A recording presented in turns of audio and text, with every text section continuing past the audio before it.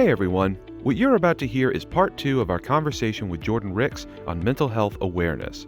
In part 1, Jordan shared his personal experiences battling mental health issues, and we discussed the importance of reaching out to ask for help if you have a mental illness, why it's normal and okay to seek professional help, and how you can support a friend or loved one struggling with a mental illness. In this episode, we shift gears a bit and talk about society's perception of mental health and whether that perception is being changed in a positive way. Here's the conversation. We hope you enjoy it. In your opinion, do you think society on the whole has started to make that transition to having a healthier perception of mental health issues? To a degree, I definitely think it's like on a positive trend. Again, there's, all these people who have, fame and fortune who are kind of speaking out about it more. Mm-hmm. Not that there was nobody before, but it seems to be just like more and more every year. It feels like with, Simone Biles stepping down from Olympic events because she wanted to take care of her mental health. And there was a tennis player. Didn't she? Oh my goodness. I don't remember her name, but she I think she stepped down from a major tennis tournament. Not Simone Biles, someone else. Yeah. Simone Biles left the tennis tournament. I'm just proud I remember her name because I don't sports at all. No. She's I forgot. I don't know how to play tennis. Yeah. No, something like... She wasn't invited, but she backed out. For mental health reasons. No, then there was a basketball player, Kyrie Irving, for different mental health reasons. Yeah. He said, I think Ben Simmons is another one. So, to your point, yeah, a lot more people with a big platform are, speaking out more. So I definitely think that the conversation is definitely shifting. One of the things that's always been a sore spot, I even did a little bit of research in it in grad school. Media portrayals of mental illness are still just awful. Again, this is not me telling anybody how to live their life or consume their media. This is just a personal thing for me. I love James McAvoy. I think he's a fantastic actor. I did not like the fact that there was a movie called Split about split personalities, which is not what it's called. It's dissociative identity disorder, first of all. They can't put that on a movie poster. That's too long and boring. Right. Yeah, it's all about how he's got all these personalities, and the 14th one's gonna be a bad guy. He's gonna rip some people apart and kidnap the girls, and that doesn't do anybody any favors. And the research that I did was correlational, not causational. But a couple of peers and myself did present at one of the student research presentation things where we were having people fill out the survey of what kind of if they were consuming these types of crime television shows, whether it was true crime TV shows or dramas you've got Sherlock and you've got all the Law and Orders, and you've also got actual based on a true story things. And there was definitely that correlation between people who watched that type of media and people who had more negative perceptions of mental health, because we like to think that we're so far above media influence, and I'm not going to wear that because the rapper said I should wear it, or I'm not going to do that dance because TikTok told me to. But if all that you see of mental health is what you see on TV, it's not going to be accurate. Thankfully, again, the past few years, there have been a lot more accurate portrayals that I've found and really appreciated. There's I won't say the actual title of the episode because this is a family podcast, but there's a show, BoJack Horseman, on Netflix, which not for kids either. So don't watch it. But there's a title of an episode where the title is literally "Stupid Piece of Blank," and for the first 2 or 3 minutes of the episode, it's basically just the inner workings of BoJack's head and his negative self-talk of oh, you're just a stupid piece of blank. You don't even deserve to have XYZ because, you're garbage. You don't deserve that. And that was one of those like, oh, wow. Like, I need to pause this for a minute because that was a bit too close to home, you know, like with just those kind of portrayals of like negative self-talk that people have. And, you know, I'm sure there's others that I could think of if I had another hour to sift through. But, you know, it's not that every single portrayal is going to be negative, but a lot of them are. And a lot of them are, you know, for those crime shows. And so they're leaning into that false narrative that like, oh, mental health equals violence. Which I could have a whole other podcast episode about that because that's a hot button issue for me. Well, I did want to bring up that you're talking about fictional portrayals of mental health. I have also found it very interesting the way mental health issues have been correlated to violence, or the narrative has been presented that the two are very closely related in the news, right? From what I can tell, that seems to be a very common theme amongst news broadcasts, that like there was some violence somewhere and it was tied to somebody with a mental illness, and that creates in the mind of a lot of people that, oh, people who have mental health issues are violent, which is absolutely not true, but that is then the portrayal that sticks in your mind. I wanted to get your opinion on that. I hate it. You hate my opinion? No, I'm just kidding. I hate that it exists. Because, again, obviously, some people who have mental illnesses are violent. Some people who don't. Exactly. Some people who don't have it are violent. And very, very exceedingly rarely are those two actually related to each other. Just because somebody has, a diagnosis of, again, like heart disease, okay, and they're a jerk, well, that doesn't mean that everybody with heart disease is a jerk. Yeah. And the heart disease didn't necessarily lead to them being a jerk. Maybe they were a jerk already. Actually, there's I think it's called The Fundamentals of Caring. It's a movie on Netflix. Paul Rudd. Love Paul Rudd. Who doesn't? I know, right? If you don't like Paul Rudd, then just stop listening. Stop listening now. I don't want you to hear my words anymore. Heidi's shaking her head. Heidi's like, wait a second.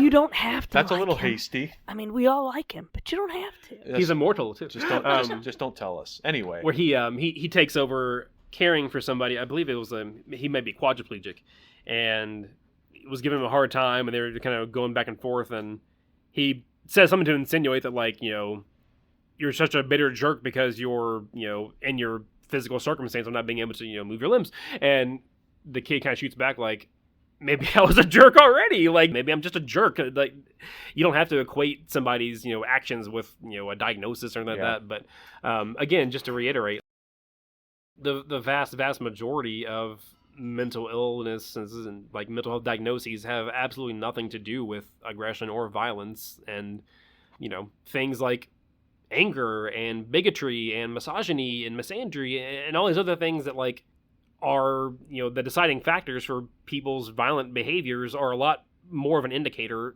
of what they'll do than any sort of oh well, it turns out if we dig deep enough he went to a school counselor once in 5th grade. So where did the misunderstanding come from? Why do media outlets they treat that like low-hanging fruit? Like that seems to be the go-to. Where did that misunderstanding come from? I think a lot of times it's a deflection for other issues. If they don't want to tackle other legislative concerns because of who's paying the bills for the network or whatever else, then they're looking for something else to blame it on. And honestly, sometimes it's not even that cynical. Sometimes it really is just goes back to the misunderstanding of like people just don't know. They don't have the mental health literacy to know what the causes are, what the symptoms are, what the disease looks like for people. And I'm struggling to remember what the name of this is. Maybe the just world fallacy, where we all just want a clean and simple explanation for things. Like, you'll even see it tragically where, if somebody, is loses their life in some sort of altercation, and then later on they find out, oh well, this person actually, had a drug in their apartment. Yeah. So clearly it was okay that they, like, no. We're always seeking to find some sort of justice and some sort of, reason for things happening. Yeah. Which unfortunately just isn't always going to be there. Good people, I think I'm a pretty decent person. Good people get depression, bad people get depression, whether it's anxiety, bipolar disorder, schizophrenia, like, that is not the defining factor of who that person is. And that's why, I, in certain circles, understandably, that sort of thing is kind of being pushed back. But for a lot of mental health, it can certainly be important to remember that they're people first and not just, what their diagnosis is. Yeah. I do know that in the autistic community specifically, like the autistic community themselves have outwardly said, like, we actually prefer the term, autistic person. So when it comes to that sort of thing, of course, if you feel more comfortable with saying that, I'm a bipolar person, or, however you, like, everybody's going to go through their, their illness differently, and everybody's going to cope with it differently. And that should, that sort of label is also going to be an individual thing. And again, labels can be great when they help us identify what the problem is, when you bring that, illness into light and let you know what you're fighting against. And for some then people, you can develop a plan. Exactly.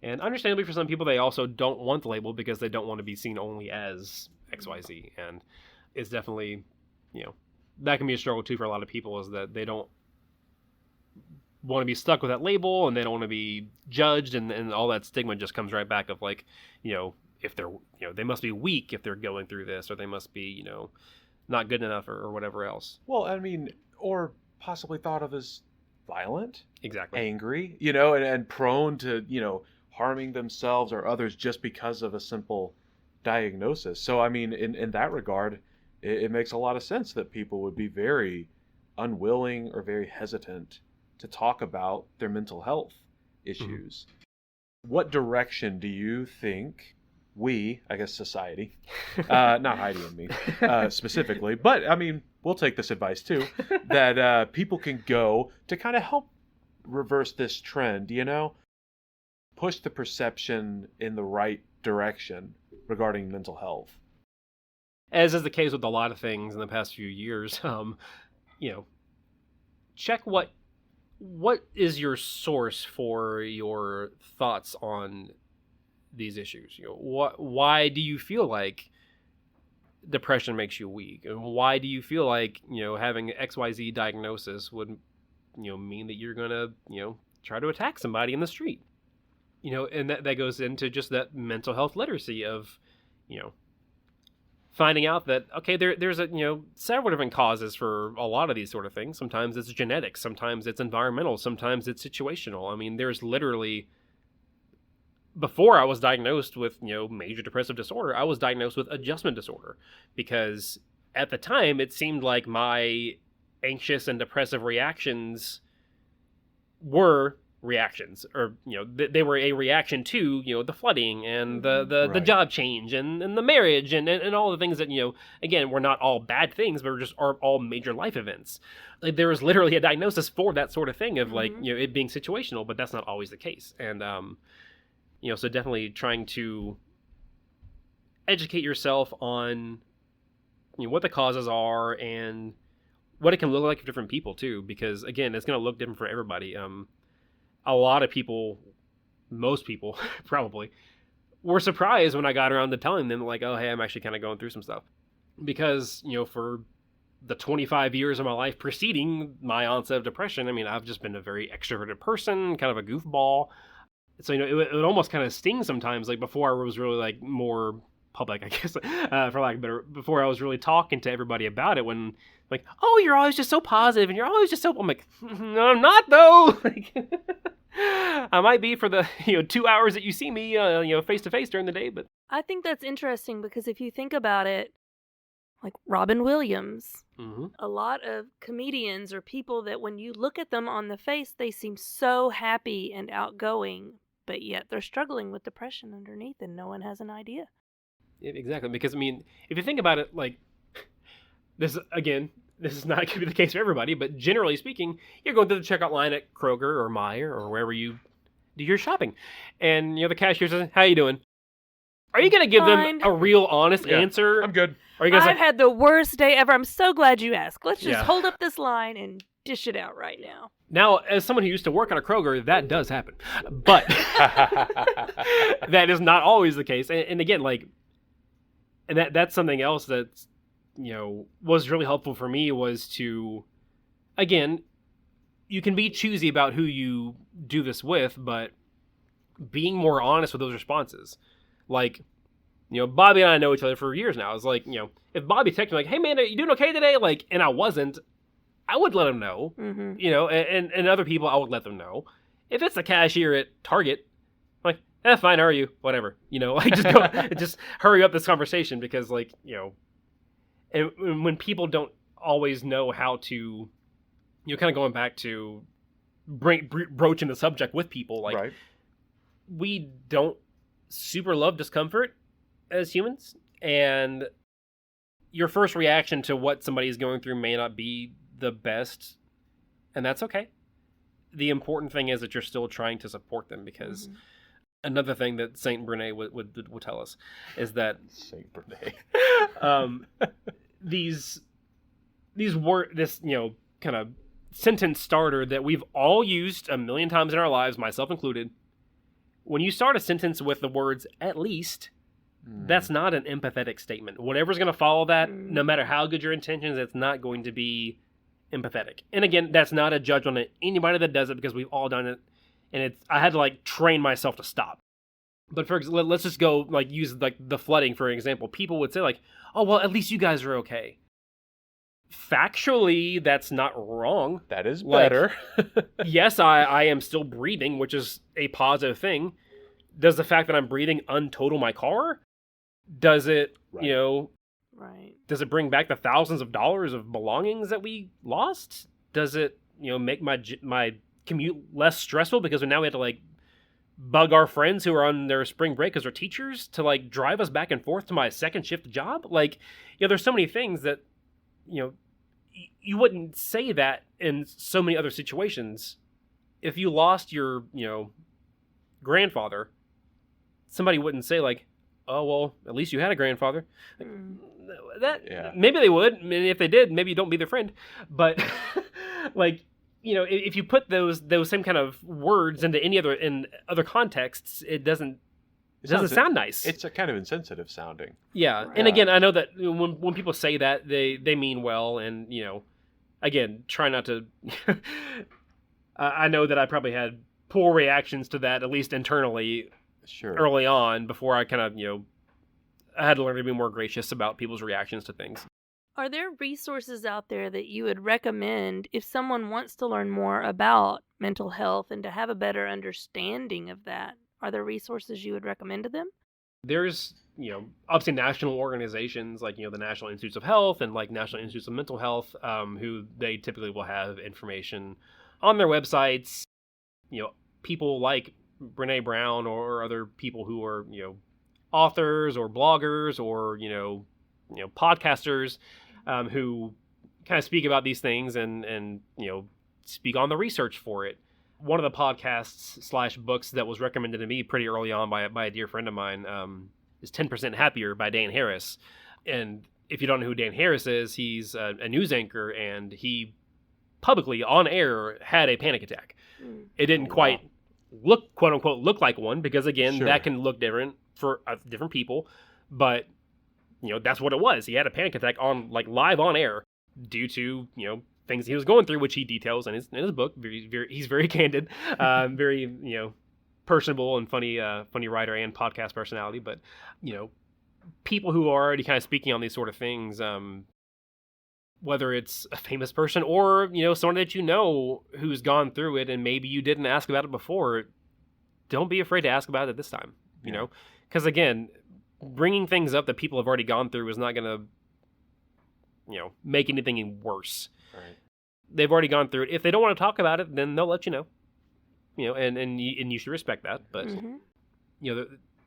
other people are going to be a great resource, as well as, national organizations, even National Foundation for Suicide Prevention. They have, walks several times a year in different cities and, universities, and they have the, research you can look into, and, the numbers and how to help and what to do. And now they've even instituted that 988 instead of 911. So you can text or call that 988 number directly, and that's it's not a replacement for the National Suicide Hotline, but it is just the shortened version. You'll still get to the same folks, but it's just easier to dial. You can talk to somebody pretty quickly. Yeah. There's just the crisis text line. So many resources that are, free to either just educate yourself or free to use if you feel like you may need some, help, even if it's not related to self-harm or suicide. Even if you just feel like, you just need someone to again, that crisis text line. I believe it's 741-741. You can double check me on that for the post show. But there's, thankfully, there are not only a lot more resources out there than you may think, but there's so many more people out there than you think. People that you know that have gone through things that you didn't know about. Because again, maybe they didn't feel comfortable talking about it. Maybe they felt like there was a stigma or whatever other reason they had for, maybe not being as open. But I promise you're not alone, because again, I'm not saying this is what everyone needs to do. When I did make the choice to talk about my, therapy experience on Facebook, writing blog posts and things like that, like, I had people that I hadn't spoken to in years, like since high school. Yeah.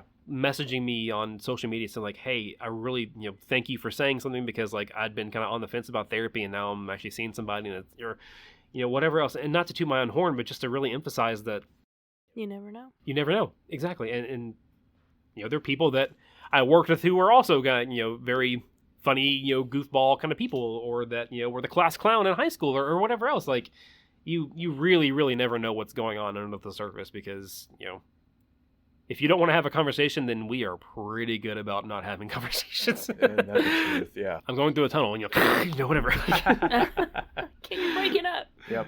I'm curious about your research. So are you researching anything? I mean, is it one of those situations where, like, you could tell us what you're researching, but then you'd have to kill us? Thankfully, no. So, actually, the research I'm doing now is not mental health related.